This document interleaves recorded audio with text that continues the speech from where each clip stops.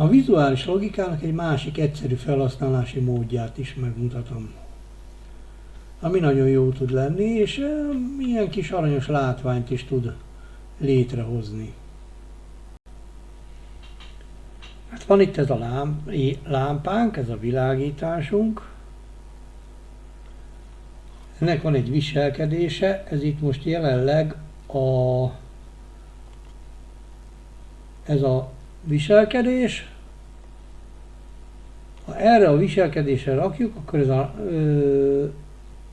lámpa állandóan égni fog. Végig az egész játék alatt.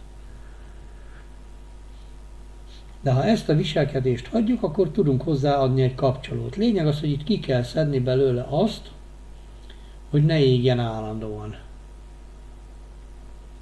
Keresünk itt a kapcsolók között egyet, ide rakjuk oldalra, itt is kiszedjük, hogy bekapcsolva legyen.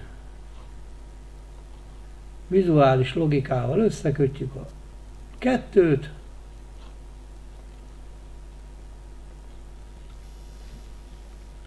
és akkor ki lehet próbálni. Világít, nem világít. Persze hát illő oda tenni azért valamit, ami nem a semmivel világítson. A sajátjaim között van egy olyan, hogy mennyezeti lámpa.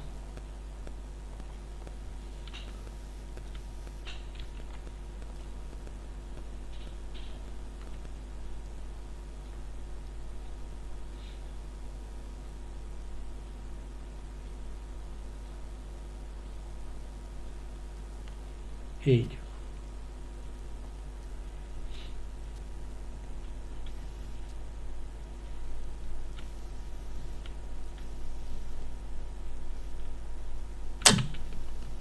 Ugye mindjárt jobban néz ki.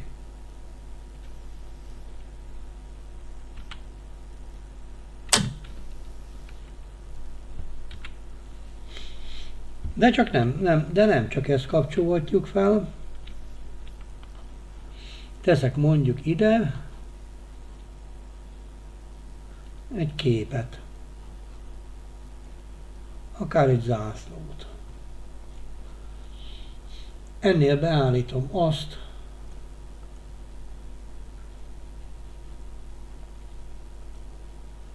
hogy ne jelenjen meg rögtön.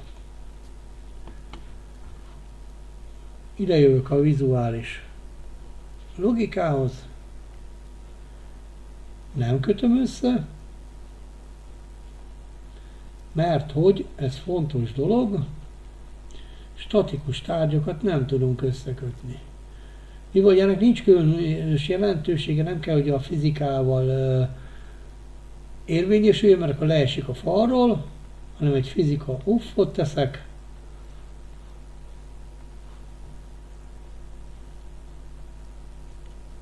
összekötöm, és azt mondom neki, hogy ne, hanem aktiválja az objektumot. És próbáljuk ki újra.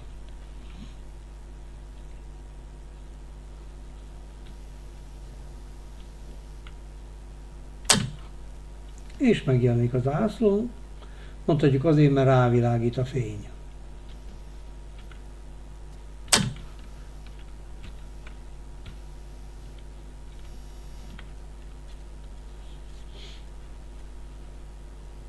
Tehát ilyenekre is alkalmas.